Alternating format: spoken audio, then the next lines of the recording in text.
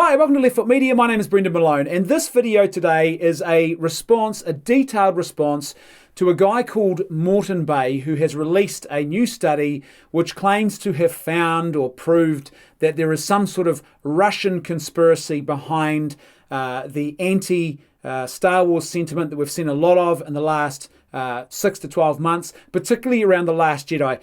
Here's the tweet that he sent out about his particular study. Here's my paper, final draft on politicization of Star Wars fandom and The Last Jedi, accepted for publication in First Monday. It shows that 50% of criticism directed at Rian Johnson was political trolling, some of it likely from Russia, also shows haters equal a small minority. Now, he tweeted that out. Rian Johnson replied and said, he hasn't read the paper yet, looking forward to it, but it's consistent with what he saw. So Rian Johnson's gave it a sort of a very preliminary sort of endorsement. But in actual fact, when we look at this paper and explore it in detail, which is what we're going to do now, we discover that there are not only methodological problems, but there are also the conclusions he draws simply just don't stack up. And so it's worth exploring and unpacking in detail. I'm going to be looking off screen a little bit here, by the way, because I'm obviously having to refer to a lot of notes. So I've got a screen sitting behind the camera today, and so please don't be offended if I look like I'm looking away. I am not distracted. I'm just focusing in on what I need to focus in on so I can present the information as clearly and as accurately as possible. So this particular study that Moreton Bay has had published, or is going to be published, is called Weaponizing the Haters, The Last Jedi, and the Strategic Politicization of Pop Culture Through Social Media Manipulation. First of all, before we get into the study itself, this final draft that I got, it's available online, it's at the link that he suggested, and I downloaded it, and there's quite a few proofreading errors in it. So there are words missing, sentences that are not constructed properly. There'll be words missing. At one point, episode 8 is referred to as episode 7 incorrectly. So basically, I think on average, I worked out, because I trolled through the whole thing, and trolled, no pun intended. I read the whole thing in great detail last night and into the early hours of this morning, and I spent about 3 hours just poring over it. And I think it's on average that once every 2 pages or so, there is a proofreading error that should have been picked up. So, for example, and this is not an example from his actual paper, but let's say a sentence should read something like this. This is a particular branch of government. Now, this is not from a study, but let's say that's what the sentence should say. Instead, what you will read is, this is a particular branch government. And you look at it and you go, what does he mean? And then you realize, the word of's missing. So there's lots of those little proofreading errors, which I found a bit frustrating. Now, let's be clear, the proofreading errors don't diminish in any way or have any bearing on methodology and conclusions, but they're just really frustrating for something that's supposed to be a serious academic paper to see so many of them appearing. And maybe it's something I've picked up from my wife. My wife has an honours degree in the area of linguistics, and particularly specialising in translation. And so she's real hot on grammar, and she would often proofread a lot of the stuff that I do. And so I think it's finally sort of rubbed off on me. She'd be quite happy about that fact that I'm starting to see more of these proofreading errors. But for some reason, as I said, there's a few of them, and they're quite stark and sort of obvious in this particular paper. So first of all, let's just sort of look at some general stuff. Firstly, he starts off in pages 4 and 5, and also later in his study, and he makes a blatantly false claim about the role of politics in Star Wars. And this claim is actually kind of important. And basically what he's trying to claim here is that Star Wars has always been strongly left-wing in its politics, and sort of unashamedly left-wing in its politics. That is simply not true, and it's a complete mischaracterization of what George Lucas was doing with Star Wars. Now, yes, there is no doubt, as Lucas has said himself, that the Vietnam War, for example, was an impetus for him in the original trilogy. However, if you didn't know that fact and you watched the original trilogy, you would not know that at all, because it's not obvious. And the same is true even with the prequels, where there are definitely references that relate to the Bush era administration and also to the Iraq War and things like that. Now, some of these things are very clear, but they're just little moments here or there that pop up within the film. Now, the reason why, though, despite that fact, and the same for the original trilogy, these are not political movies and they are definitely not left-leaning films, is because George Lucas was not actually interested in politics in the creation of his films. His primary focus is actually on mythology and on storytelling, particularly around these Jungian archetypes, the whole Joseph Campbell mythology stuff. It's very influential for Lucas, and that's the primary focus. It's not any political agenda at all. And so that's why any person of any political persuasion, any age, any demographic, any gender, male or female, whether you are left or right or centrist or libertarian or communist, whatever you are, you could sit in Star Wars, the original trilogy and the prequels, and you could still come out of those films by recognizing and seeing yourself in them and recognizing something good and true and beautiful about the human experience in those films. Why? Because the focus of them was on mythology. And mythology is about good storytelling, and mythology is about grasping at those deeper truths of the human experience in our imperfect way through the tools of mythology. And mythology is not political. Mythology is about the universal human experience. However, The Last Jedi is not like that at all. Instead, mythology has taken a back seat now, and instead what we get in The Last Jedi is a very clear, in-your-face political agenda to the point where it is propagandizing. It is preaching at you political ideology. Now, that is not at all what the previous Star Wars films were, so he is completely misrepresenting Star Wars here. This is a very blatantly false claim, and it's easy to show how it's false. It's one thing for Lucas to have little moments that have a political reference in them or to be influenced in some way by politics. It's another thing altogether to have a film like The Last Jedi, which is clearly pushing and promoting a political ideology. Let's have a look at what he says on page 5 about this. This was the case in the first entry in the new trilogy, The Force Awakens, but even more so in The Last Jedi. And he's referring now, specifically, he mentions identity politics just before this, and about how Disney has a renewed commitment ever since they've bought Lucasfilm to promoting more identity politics, etc., and progressive ideas in their films. This was the case in the first entry of the new trilogy, The Force Awakens, but even more so in The Last Jedi, which took a no-holds-barred approach to address issues of gender discrimination, class warfare, the destructive character of masculine aggression, and war profiteering, while still working within the left-of-centre frame constructed by George Lucas in 1977. Think about that description. That is not consistent with any Star Wars film that we have seen up until this point. Let me read that again.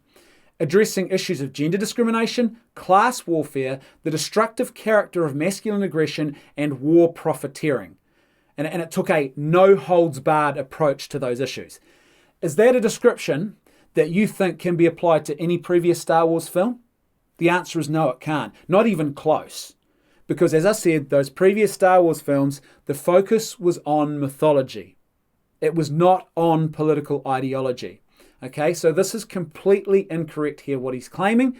In actual fact, what we see in The Last Jedi is a ramping up of things. There's definitely a politicization of Star Wars that we have not seen before. He also makes false claims about the Solo boycott and its box office results, and also for the Rotten Tomatoes score relating to The Last Jedi. Here's what he says on page 25 of his study. As mentioned in the introduction, fantagonists, you got to love that pejorative term appearing in a serious academic paper. Fantagonists have claimed that a majority of Star Wars fans dislike The Last Jedi. They base the claim on evidence, quote unquote, such as The Last Jedi not performing as well as The Force Awakens at the box office and later on Blu-ray and DVD, the user-generated score on the Rotten Tomatoes website, and the fact that Solo, a Star Wars story which opened about 5 months after The Last Jedi, flopped at the box office, as this was supposedly because of a fan boycott. Now here's the key bit. All of these claims have been easily and thoroughly debunked or shown as having no evidentiary basis. Excuse me? Are you seriously trying to claim now that Solo did better at the box office than what it actually did? Because I don't know anyone else who's claiming that. Even die-hard Star Wars fans are making justifications. They're claiming, they released it too close to a previous film, or as a particular time of year it didn't do so well. But no one is trying to make the absurd claim that Solo did not suffer at the box office. And secondly, what are you suggesting here about Rotten Tomatoes? Because the Rotten Tomatoes scores, if you look at the Star Wars films on Rotten Tomatoes, and where you've got to go to look, this is the important point, is go and look at the user scores, what users think about the film. And what's interesting is when you look at the Star Wars films on Rotten Tomatoes, the user scores are an accurate representation for all of the other films. So why they wouldn't be for The Last Jedi is beyond me. And here's what they actually show. Previously, the least popular film of all in the canon of Star Wars films was The Phantom Menace. That was the one that just bombed big time and that fans had great dislike for, particularly because of the character of Jar Jar Binks, among other things. And that film has an audience rating of about 59%, which is a fairly accurate representation of what the audience thought of that film. Now here's the important bit. On Rotten Tomatoes, The Last Jedi has an audience rating of just 45%. It is now only 45%. It has dropped by another couple of percentage points in the last 3 or 4 months. It's now only 45%. It is the lowest film in regards to its audience rating for any of the Star Wars films on Rotten Tomatoes. If all of the others are accurate, why wouldn't that also be accurate? Unless you're going to try and claim here that there is some sort of absurd Russian conspiracy going on to try and tweak and influence people on Rotten Tomatoes, but they only targeted that film and no others. Right, let's have a look at some of the methodological flaws in this study, because this is important. If your methodology has flaws in it, then your findings are not going to be reliable. So here's what we have first of all. We have a situation where he has taken a very, very, very tiny and selective sample group. In fact, the word tiny, I think, is even an over-exaggeration of how small this group actually is. When you consider the entire Star Wars fan base around the globe makes up millions of people, this guy has taken a tiny, tiny, tiny slither, so small that it would be hard to measure in a way that our heads could sort of get around in percentage terms. That's how small this is. Here's how he got his sample group. What he did was he got on Twitter and he looked at people who had tweeted at Rian Johnson, just one person, and only Twitter users. Now remember that. There's lots of different social media platforms. There's lots of different places where people are expressing themselves about The Last Jedi, but he only went to Twitter and he only went to one Twitter user, Rian Johnson. And he looked at Rian Johnson's Twitter account for a period between December 2017 and July 2018. So only tweets that were tweeted directly at Rian Johnson during that period. He didn't look at hashtags where people had said hashtag The Last Jedi. He looked just at people who tweeted at Rian Johnson during that period. Now he pruned back, did some pruning of those tweets, and he came up with a total number of 967 people. 967 people was his sample size. Now, I'm no scientist. I'm no researcher, but even I can see the problem here. Because one of the things I know about good research is that you should have a good sized sample group that you're actually studying, a data set has to be a good sample size to work with in order to confirm the reliability of your findings. And secondly, it needs to be randomized. Now, this is not randomized. He's gone and selected them here. And it's really arbitrary when you think about it. Why just Rian Johnson? I mean, why not include Kathleen Kennedy's Twitter account, J.J. Abrams, Mark Hamill, Bob Iger? Why just Rian Johnson? Like, it's a very arbitrary way of doing things. Why not include a hashtag? Hashtag The Last Jedi, which would be more randomized in its approach. Why just people who have tweeted at Rian Johnson? Because I would argue that by doing that, you're only really going to get probably two types of people primarily talking about Star Wars. You're going to get a disproportionate amount of people who love the film and they tweet at Rian Johnson because they're fans of his, and you're going to get a disproportionate amount of people who really are vitriolic and who tweet at Rian Johnson because they tend to do that to other people. But it's not a particularly helpful way of actually studying this issue and seeing if you can find anything reliable about the fan base in general. You certainly can't with a sample size that small and one that's not randomized. I mean, as some people have already pointed out to him, what about users who are blocked by Rian Johnson? Those people who Rian Johnson has actively blocked potentially should have been part of the study, but he can't see them to study them. The other thing he chose to do, which I find rather questionable, was he chose to exclude any tweets where people had communicated using memes or GIFs.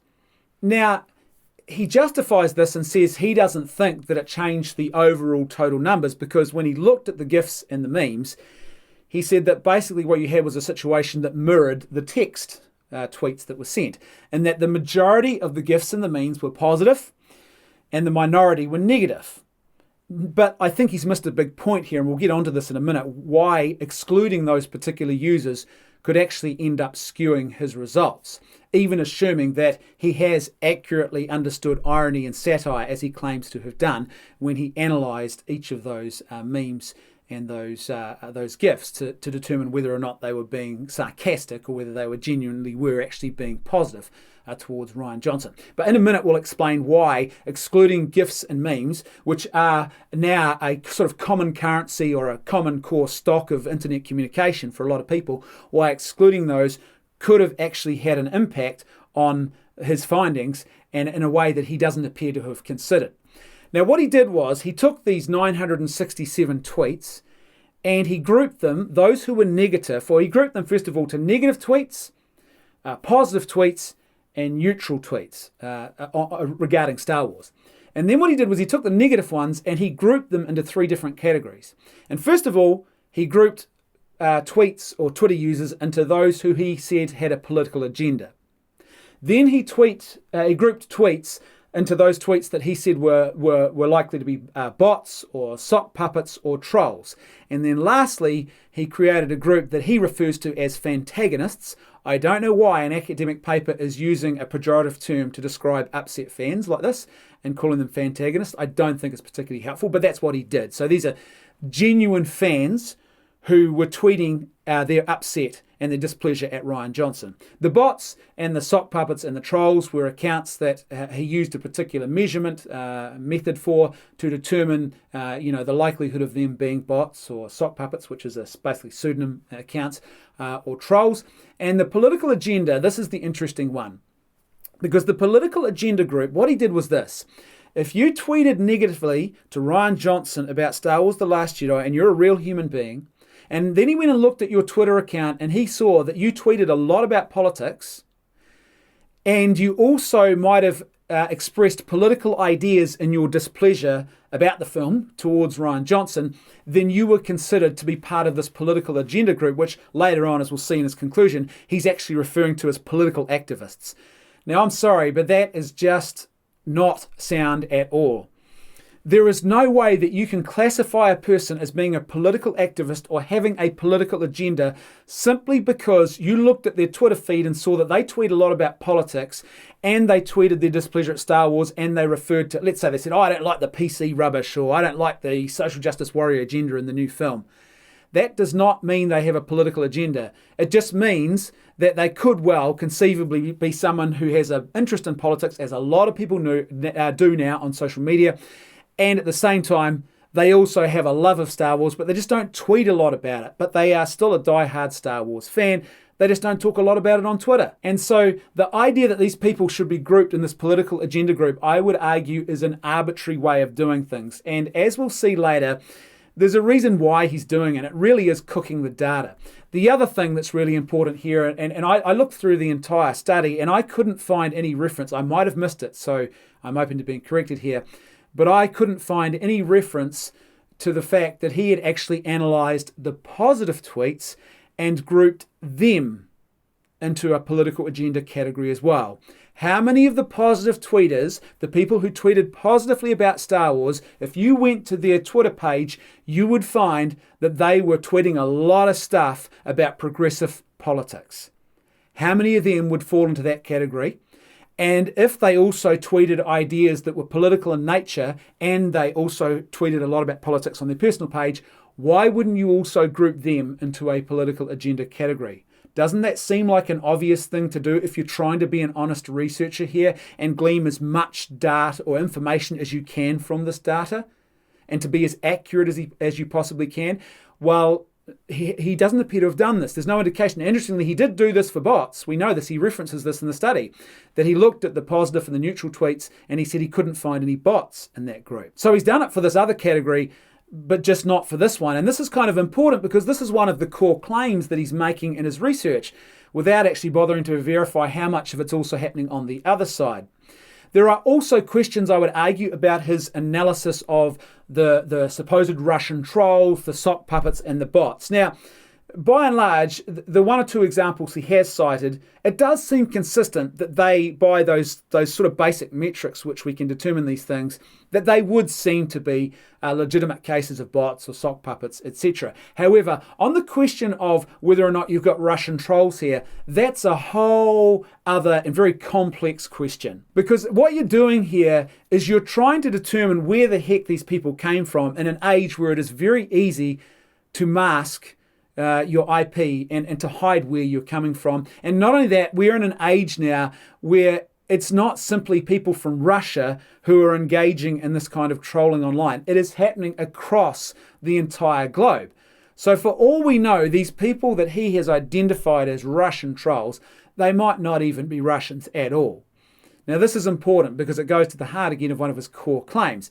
But in saying that, even if all of his data is correct and he's identified every single person correctly as a sock puppet, a bot, a Russian troll, it isn't that big a deal at all, as we'll see when we actually look at what the data shows us. And here's where the issue of excluding those memes and GIFs actually starts to raise questions about his findings.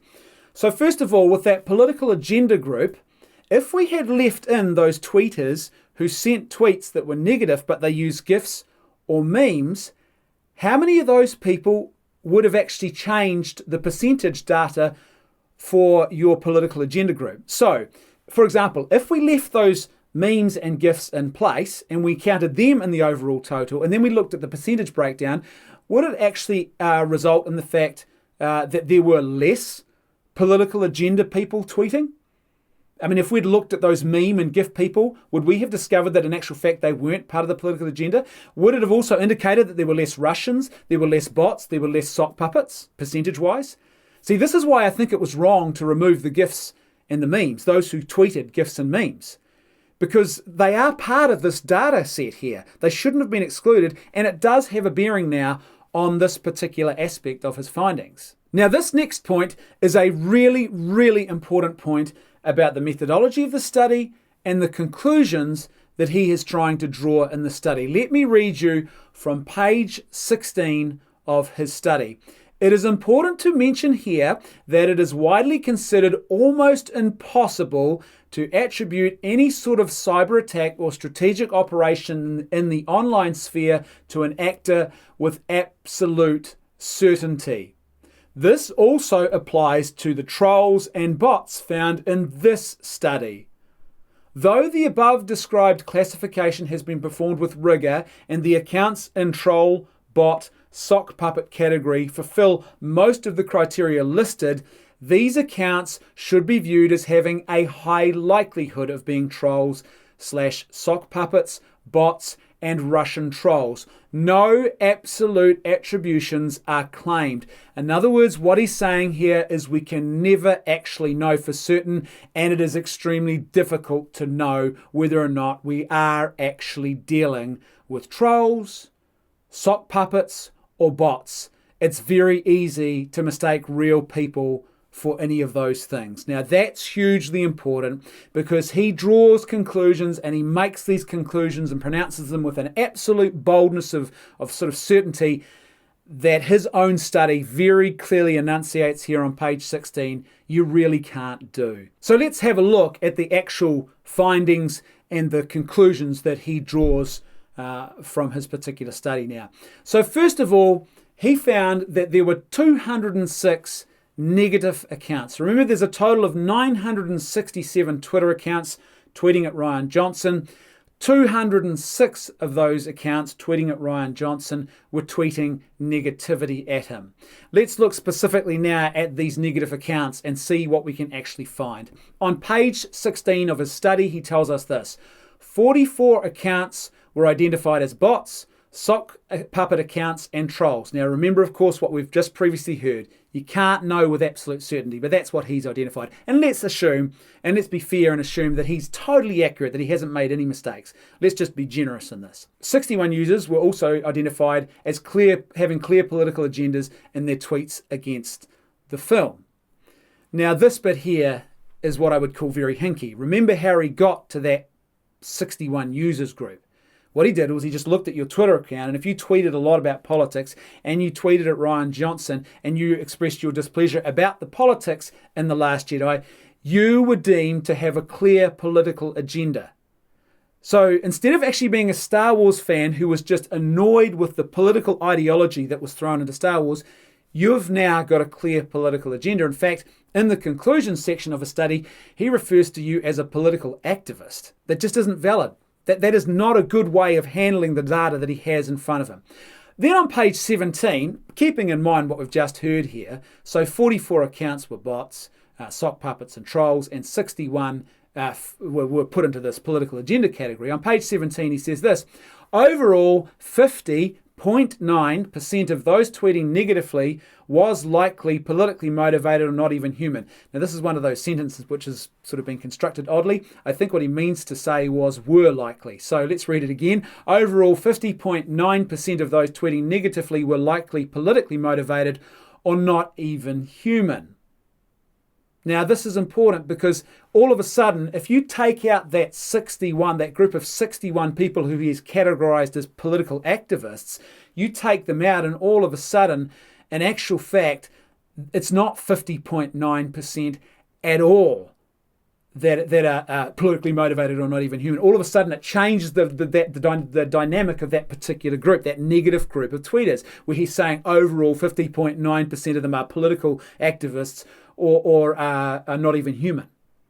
All of a sudden, quite dramatically, the vast majority are real people now, and they are real fans. They're just expressing political displeasure that they have about the film, and that's quite a different thing than being a political activist. And again, I go back to that other question I raised before. What about the positive tweeters? What about the majority of people who tweeted positively about The Last Jedi towards Rian Johnson? Where is the analysis of their Twitter accounts and their messaging to determine how many of those people should also be classified as having a political agenda? If you're going to do it for one group, you should be doing it for both. If you're not, that shows that you have a clear bias, you have an outcome, you're trying to cook the data in order to achieve that outcome, and that clearly looks like what's going on here. But it gets even more interesting because on page 16, he tells us that when we break down those 206 negative users, that the number of bots, trolls, and sock puppets equals 44. Remember, he told us that, 44. Now, in percentage terms, that is just over 21% of all the negative users, the negative tweets that were sent to Rian Johnson. On page 17, he tells us that only 11 of the 206 accounts were bots. They met his criteria for being a bot. Now, this is important because what that means is this, that just over 5% of the people in his study who were tweeting negatively about Star Wars: The Last Jedi were bots. Why is that important? Well, because according to Wikipedia, 24% of tweets on Twitter, of all tweets, are from bots. And according to one particular highly regarded academic study, maybe as high as 15% of Twitter users are bots. Now, why is that important? Well, in his study here, he has discovered that only 5% of the people tweeting negatively about Star Wars were actually bots. So if we extrapolate that out to the whole fan base, which by the way we can't do with this data, even though he tries to do it, but let's play his game and extrapolate this particular finding out, and we'll apply it to the whole of the Star Wars fan base. What this actually means is that you're more likely to be a real person complaining about Star Wars and less likely to be a bot by sort of like 2/3, somewhere in the 2/3 vicinity, than what you are if you're just a general Twitter user tweeting about other things. So all of a sudden, this starts to raise serious questions about the claims that he's making. So, for example, in the abstract on page 2, he says this paper concludes that while it is only a minority of Twitter accounts that tweet negatively about The Last Jedi, Organized attempts at politicizing the pop culture discourse on social media for strategic purposes are significant enough that users should be made aware of these measures so they can act accordingly. Excuse me? Significant enough? When in actual fact you're less likely to encounter a bot in your study than what you are on Twitter in general? How can you justify making that claim?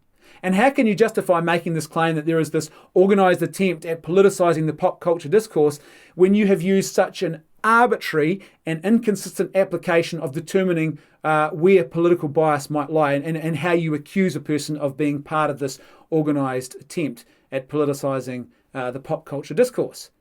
By grouping them into this political agenda category, but only one set of tweets was grouped that way, according to what I can find in your study. But it gets better. And this is the really important bit, because remember, a lot of people are focusing on this whole angle of Russian trolling and this Russian interference operation that is supposedly being run here against Star Wars: The Last Jedi. According to his own data, you can read this in the study, it's on page 17, only 16 of those negative Twitter accounts out of the total 206 appear to be Russian. Now remember what we said before, and he says this in his own study, you cannot know with any certainty that they're actually Russians. They could be Indians, they could be Chinese, they could be Americans, they could be English. We just don't know.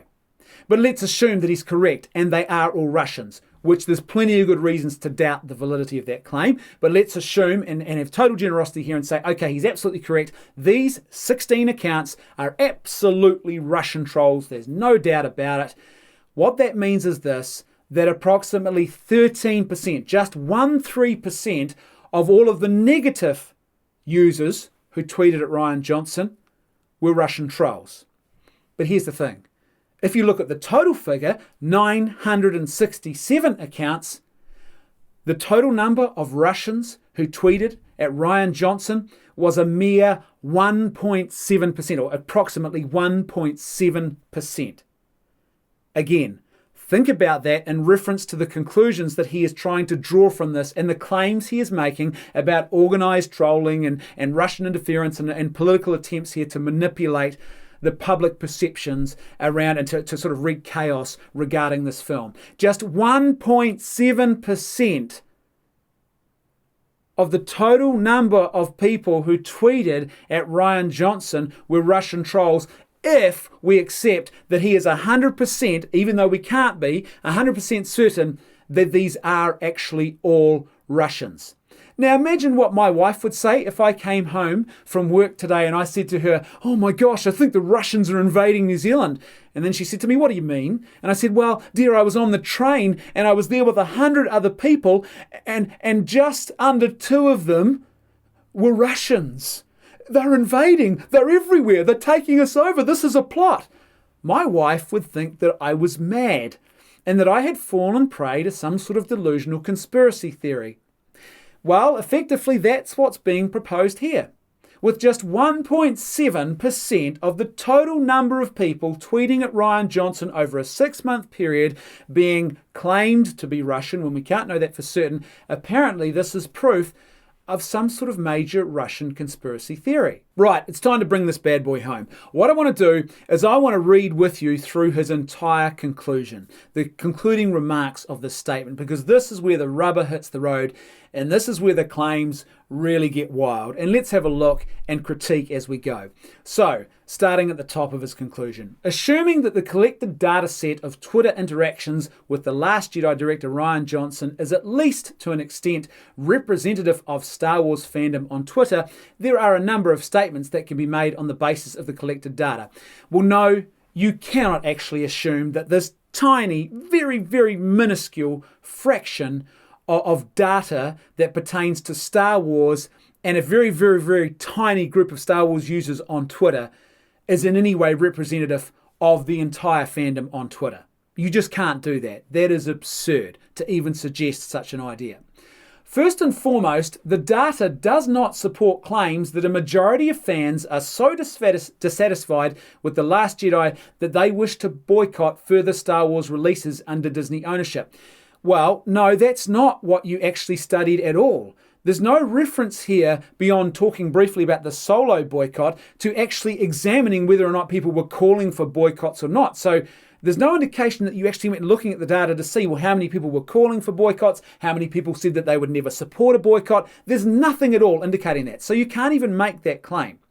Whether you consider the 21.9%, this is the negative tweeters here, including political activists, bots, trolls, and sock puppets, or the 10.5%, which would be excluding that group. Again, here's another classic piece of proofreading. I think it's supposed to say of tweets here instead of tweets. Of tweets expressing a negative attitude towards The Last Jedi, it is clear that a majority is satisfied, more than satisfied, or non-committal in their attitudes. And again, why would we be surprised by that? And again, this is not a randomized sample group. You've gone to the page, the Twitter feed of the director. It's probably going to skew more in the positive than it is in the negative. It's more likely that people who like the film are going to be hanging around the guy who made the film. So it's going to skew your data and the results that you get from that. It is also shown that a majority of the negative fans with clear gender identifications on their Twitter pages identify as male, with only a minuscule fraction of negative fans identifying as female. Wow, colour me surprised. A film and a franchise which appeals predominantly to males, and the majority of people who are annoyed about this film are male, and on top of that, they're annoyed after this brand new Star Wars film has a clear agenda, as you've already explained in your own study, to challenge toxic masculinity. Quote unquote, not quoting him, but the term toxic masculinity. Approximately 1 in 3 negative fans express misogynist, anti-progressive, anti-social justice, or conservative views. Okay, since when is it somehow a problem to be anti-progressive or anti-social justice warrior? This is kind of a weird thing. But anyway, when some detractors of The Last Jedi correctly claim that it is an injustice to place these labels on all negative fans, these detractors also have to contend with the fact that the labels actually fit a large portion of their faction. No, that's not what your study found at all, because you didn't study the entire Star Wars fan base, or even a large enough sample size of the entire fan base, or a large enough and randomized sample size from the entire fan base. You looked at 967 tweets from an approximately 6-7 month window for just one Twitter account. People who tweeted at Ryan Johnson, that's it. So you can't even back that claim up. Your study doesn't back that claim up. A number of fans feel like Star Wars has been politicized by Lucasfilm and Disney. Well, that's what you said. If you go back and read his abstract, I'm not going to read it for you now, but if you read his abstract, that is specifically what he says. He says that Disney, since acquiring Lucasfilm, have made more of an effort to insert these political ideas into the films. But since the political and ethical positions presented in the new films are consistent with the older films, no, again, they are not consistent. As I explained at the beginning, the original films were not full of political, ideological talking points like this new film is. They were not promoting political ideology. They focused on mythology. This is a huge reversal. The mythology has now taken a back seat to the political ideology. It is more likely that the polarization of the Trump era has politicized the fans. That's right, folks. It's Donald Trump's fault now. The divisive political discourse of the study period and the months leading up to it has likely primed these fans with a particular type of political messaging that is in direct conflict with the values presented in The Last Jedi. The presence of organized influence measures, i.e. bots, sock puppets, and troll accounts, is further indications of attempts to manipulate Star Wars fans as part of a political persuasion tactic. No, that is not what your research has proved. Not even remotely have you shown that at all. It's one thing to say that I found bots when 24% of Twitter tweets are from bots, and up to 15% of users, according to the studies, are bots. So it's one thing to say, well, I found bots in my analysis of these Twitter accounts, and I found sock puppets and trolls. But it's another thing altogether to say that this is part of some sort of organized political persuasion campaign. You haven't shown that in the slightest. That doesn't show or prove causation or what it was, or whether there's some big conspiracy behind all of this at all. Not even close. This similarity to political influence campaigns on social media, domestic or foreign, is also underscored by the manner in which misinformation appears and sometimes strategically gets propagated. The same misinformation mechanisms as seen in the anti-vaccination controversy, you're now comparing these people to anti-vaxxers. I mean, this is going from the absurd to the absurdly ridiculous. This is just madness now. Like at this point, this isn't academic anymore. This is you with an agenda, cloaking it within the guise of academic speak. And the 2016 presidential election in the US are present in the debate over The Last Jedi.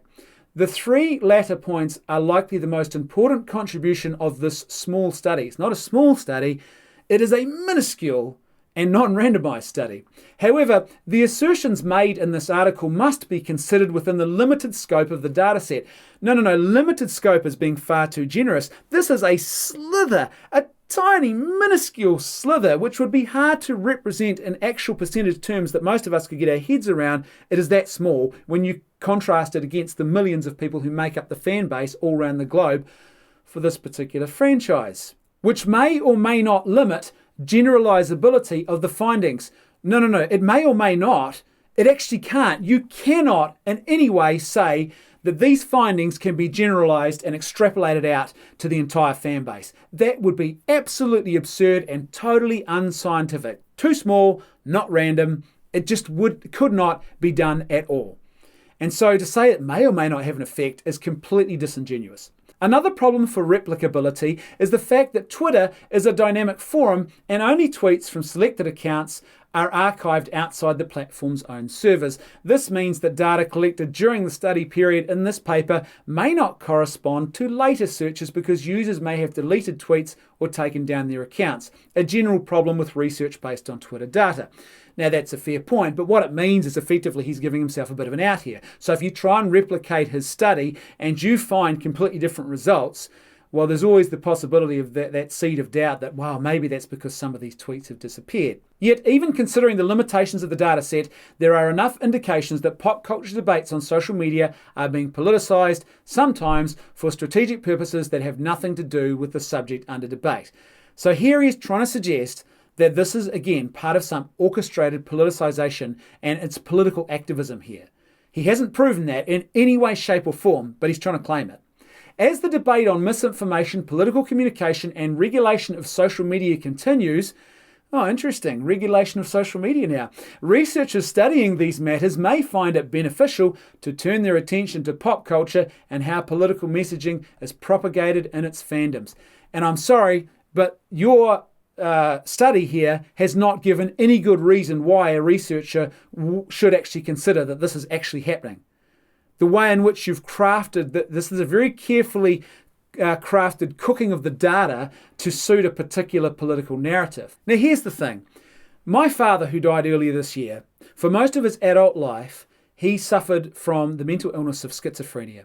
And there were several times in his life where I saw this up close and personal, where his medication either stopped working or he stopped taking it, and he lapsed into paranoid delusions.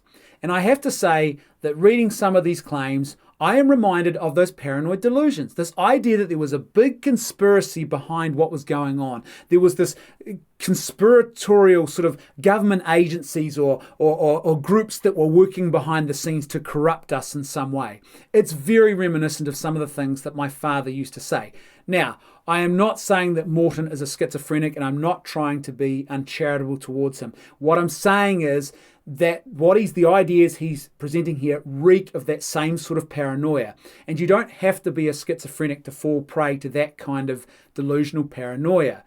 You just have to be in a particular echo chamber where people are constantly engaging in these paranoid ideas. And interestingly enough, if you spend a lot of time on social media, we know, thanks to the algorithm and the way that it limits your access to information and feeds you more of the information you want, that it's very easy to fall down that particular type of rabbit hole and to become paranoid about things and to completely misunderstand what's happening in the real world because your echo chamber, your small little silo you're living in, is corrupting your view of things. But the point is that this study reeks of that kind of delusional conspiracy theory stuff. Think about the claims he's making in his conclusion when you actually look at the data he's put forward, and if we assume that all of those Russian trolls he's identified are actually real Russian trolls, which we can't do, even he can't do for certain, he's found that only 1.7% of all the people who tweeted at Ryan Johnson were Russian trolls, according to his own data. That's not reason to start panicking. Only 5% of them were bots, according to his own data, when the Twitter average may be as high as 15%. So there's less of them here than what there are on Twitter in general. And here's the big thing to think about, just to wrap this up. Why not Marvel? Why is it only Star Wars? If this is a concerted effort to try and cause some sort of political and social disruption, and the Russians are doing this, or some other interested political parties are doing this for their own nefarious purposes, why would they only target Star Wars? Why not Marvel? Why hasn't Marvel fallen prey to this? When Marvel is a far more popular franchise right now. It is huge. And not only that, but Marvel has what? Captain America, the very symbol of American strength, right? And patriotism. Why wouldn't they want to target that? Think about the film Black Panther. Why did Black Panther not experience anything like the negative reaction that was leveled at The Last Jedi? That's an important question to ask, because remember, the film Black Panther was released in February 2018. So this came out right at the very heart, the very beginning of his study period here, when he's collecting tweets from Ryan Johnson. Why is it that Black Panther doesn't suffer the same problems that The Last Jedi does? And remember, Black Panther clearly has some racial themes and some gender-based themes that are very prevalent in that film. And lots of people were talking about it and writing about it. Why then did Black Panther not get targeted in this way? Why did we not see this exact same phenomenon with Black Panther that we saw with The Last Jedi? I'll tell you why. It's a well-made film. That's the difference. The Last Jedi was not a well-made film. And the reason that we saw the reaction that we did to The Last Jedi was because it was a terrible film. It truly is the worst of the Star Wars movies. So you got a bad film, and it's loaded with political ideology, and it's targeting men and masculinity in a franchise that is predominantly experienced, or a huge part of its fan base is male. What do you think was going to happen in that situation? This isn't a political conspiracy. There are no Reds under the bed. There is no secret alt-right conspiracy to try and destroy America here. This is just bad filmmaking, and people reacting to bad filmmaking loaded with terrible ideology. You have usurped mythology and replaced it with ideology. You shouldn't be surprised by the reaction to this. A bad film promoting a whole lot of ideologies that just don't correspond with where the mainstream sits. And when you do that, you're going to get this kind of reaction. Thanks for watching. As per usual, I'd love to hear your thoughts, so please let me know what you think in the comment section below. And if you like the content I'm creating and you'd like to see more of it, then please support me on PayPal or Patreon. There is a link for both in the video description below. Thanks again. I'll see you next time on Left Foot Media.